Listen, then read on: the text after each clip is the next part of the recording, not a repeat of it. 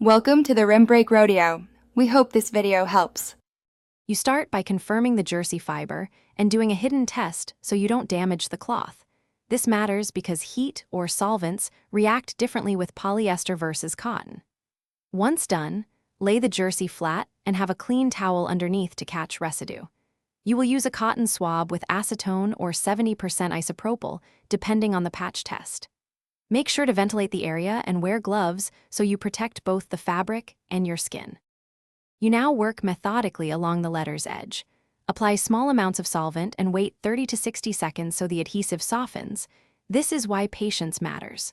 Once softened, lift gently with a plastic scraper at a low angle. If it resists, stop and reapply solvent rather than pulling hard. After partial lifting, blot excess adhesive with a clean cloth. Avoid aggressive rubbing to prevent pushing residue deeper into fibers. Repeat until most lettering detaches cleanly.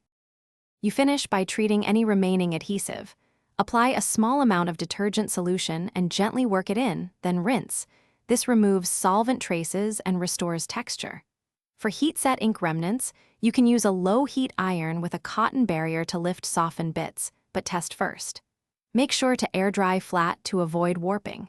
If residue persists or fabric weakens, pause and use a specialized adhesive remover or consult a pro to avoid.